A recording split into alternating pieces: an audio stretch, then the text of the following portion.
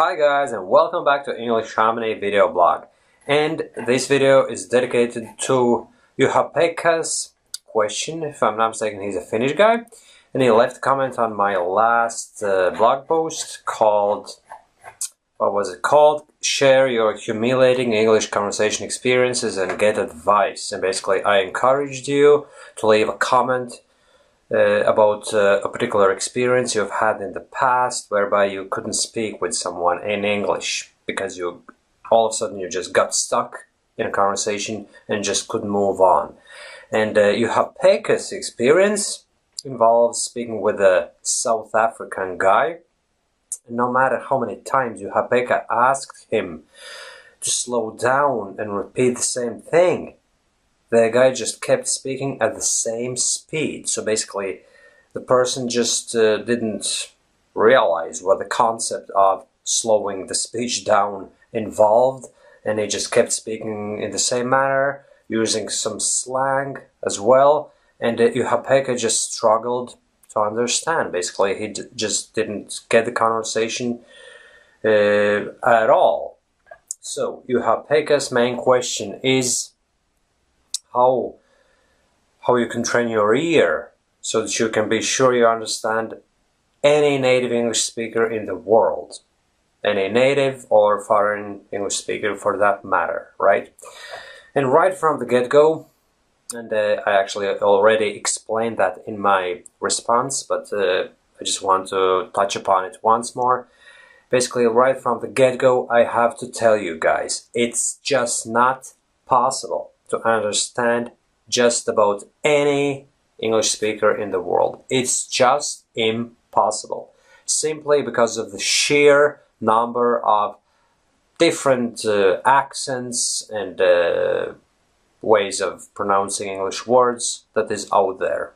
There's hundreds and thousands and maybe even tens of thousands of various local dialects and accents and ways people pronounce certain words, and you just can't make sure that you will understand any native English speaker. As a matter of fact, even native speakers don't get each other if they hail from geographic areas where the accents are very distinct. And I've actually noticed it firsthand. I have firsthand experience. Basically, I've witnessed native English speakers having a chat with each other, asking 10 times, what, just because they don't get each other. One guy comes from one area in Ireland, and the other guy comes from a different county. That's how regions are called here in Ireland. I live in Ireland myself, right? And then they just can't understand each other. Needless to say, I've had such experiences myself, and as a matter of fact, I've been having these issues. I don't actually perceive them as issues anymore, because, you see, I've shifted the responsibility from me to the other person, right? But if you can call them issues, I've been having them lately, and I still have them. And today, I actually got a bit rude with that person in question. But bear with me, I'm going to explain everything to you, and I'm going to tell you the full story. So, we have a courier company delivering goods from our warehouse where I work to our customers, right? And every time there's a guy calling up to our place around 5 o'clock or shortly before 5 each evening. And recently there's a new guy having joined the team. And the thing is, his speech is very distinct, right? And I just don't get what he says sometimes. And all he talks about is football, sports basically. That's all he talks about. And that's a common ground between him and my work colleague, because he's into sports as well. But if you know me, guys, you'll know that I'm not much into football. I'm trying to keep fit myself, but I'm not really interested in sports as such, so anything related to that just washes over my ears. I'm basically not interested in that stuff, right? But that's all he talks about. And typically, he walks in and just starts spouting some random phrases in relation to the match the night before or something else. And it's not just his accent in this particular example, it's the content, actually what he says, that doesn't make much sense to me, because it's something completely unrelated to my life, and it's totally unrelated to the situation, right? He might walk in and just start saying something, and it's actually directed to me, and I'm just stood there staring at him.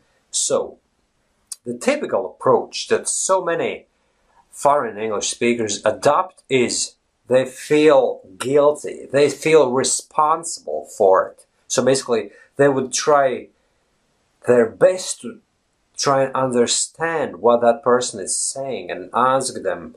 And if that is not successful, then they would obviously get very embarrassed and confused. What he's saying, why he's saying that, and how come I don't get it? And this situation is very similar to Juhapekka's problem. Basically, he didn't get the South African guy, and he kept asking what he meant by saying this or that particular thing all over and over again, but they just couldn't get him, and he felt as if that's his issue.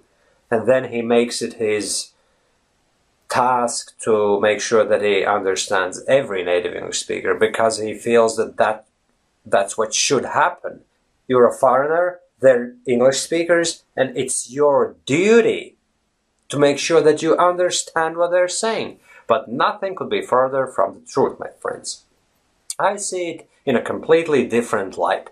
It's up to that person to make sure that I understand what he's talking about.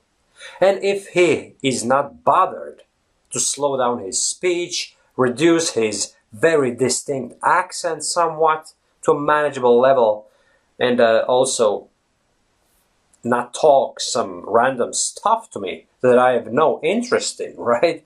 If he can't do that, then it's not my responsibility even to get him, and I'm actually entitled to simply ignore him. It's a bit rude, but it's an option, and that's my solution basically to the problem. If you don't understand that person, you just tell them, sorry, but I haven't got a clue what you're talking about.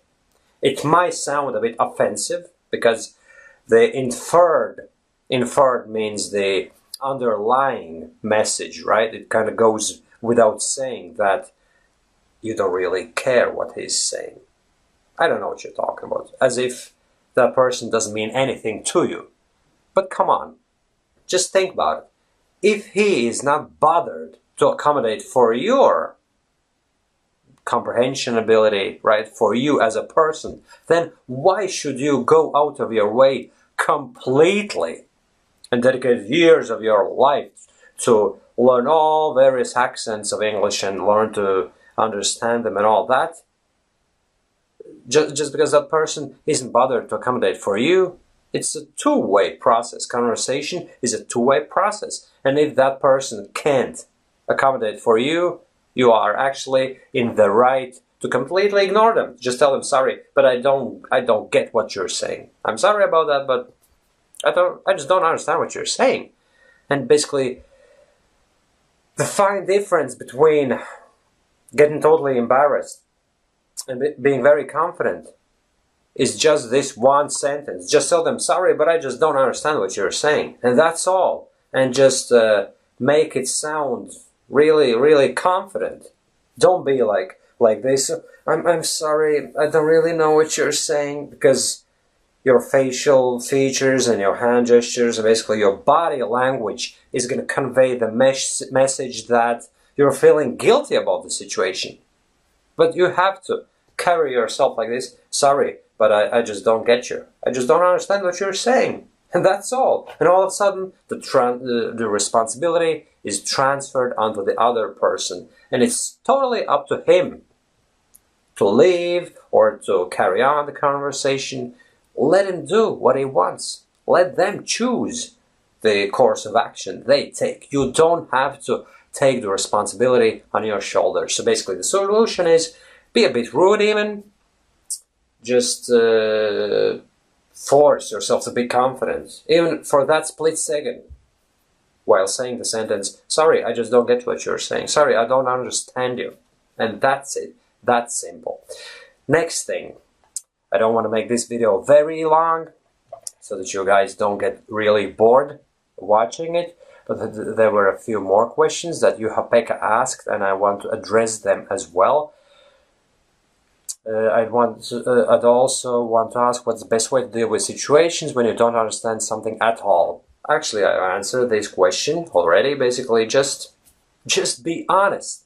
Totally honest. Total honesty always pays. That's what I strongly believe in. Basically, tell them, sorry, I just don't understand.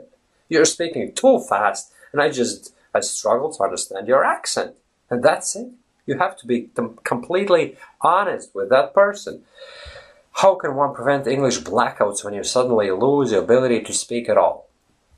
Okay, this is a bit different issue. So basically, you're getting stuck in a conversation and you just all of a sudden you can't say anything. How to prevent these blackouts? You have to automate your speech. Speech automation is the answer. And that's what the English Harmony system is based upon. You imprint speech patterns into your mind by way of repetition and memorization, and then certain phrases, sentences, words will come out of your mouth without much thinking. And obviously, I'm not gonna just try and hard sell my product to you.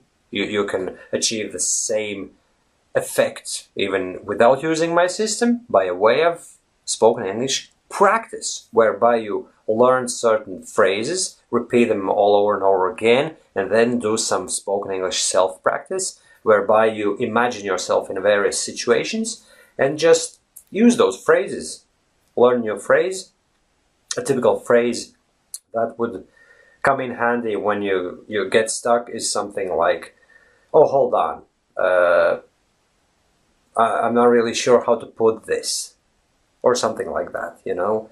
Or say you're just getting too carried away with conversation, then all of a sudden you're getting too overwhelmed and all these thoughts are just swarming in your mind, and you just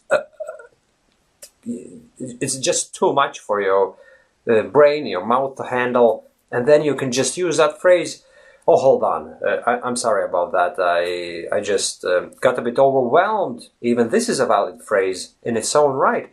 I'm sorry, I just got a bit overwhelmed. Let me tell you the whole thing from the beginning, or something like that. Again, be honest. Tell them up front, listen, I'm struggling a bit here. Another good phrase. I'm sorry, I'm struggling a bit here to put my thoughts into words. And then resort to various fluency management techniques, slow your speech down, use simple sentences, 2-3 word sentences to convey the message, use simple vocabulary, don't try and sound very smart because it's going to backfire on you. Obviously, it's going to have a very detrimental effect on your fluency. And that's about it. You have to learn a bunch of phrases that will be applicable onto those situations. That's the answer. And obviously, constant spoken English practice over a long period of time. That's the answer. That's the ideal situation to be in. And then you just won't have those blackouts once you've developed your fluency to a high level, right? But for the time being, you can start off by learning loads of phrases. Then whenever you have that blackout, you just basically have a few phrases ready for such a situation. And yeah, that's about it. Hesitation filler phrases. This is the article you should read, actually. Read this one, look into it, and learn those phrases mentioned in that article. That'd be a good start, right? And then the last question is, how can I stop feeling guilty about such situations in the future? Well, I kind of answered that question already. How you can stop feeling guilty? By just forcing yourself to be confident, being a bit rude, have a bit of swagger, right? And carry yourself, just force yourself to keep your chin up quite literally, right? That's an expression, chin up, meaning you have to lift your spirits and cheer yourself up, but keep your chin up and the whole body language should convey the message that you're completely confident, and tell the other person, I'm sorry, I just don't understand you. Our Englishes are too different. You're coming from a certain area, and I just don't understand your accent or something, you know? Be upfront and honest with that person. And it takes practice, obviously. You're not going to make it happen overnight. There is no magic switch you can turn all of a sudden. You're all the confident guy. It takes practice, but that next time around it happens, just try it. Just kind of embrace the liberation that being a bit smart to the other person is going to avail to you.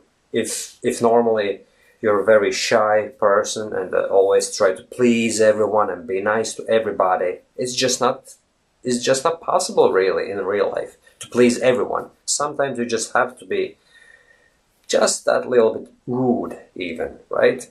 So that's how you can overcome your guilt, by forcing yourself to act quite the opposite. Just tell the other person honestly what the situation is, and don't try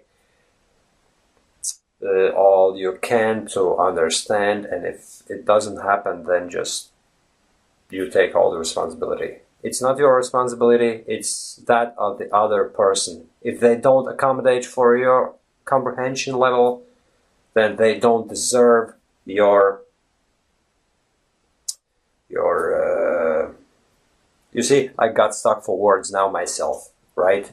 And a superb solution was just to admit it. I just admit it openly, outright to you. I just said, I got stuck for words. I didn't keep going like that for 10 seconds, because that would be a little bit confusing, right?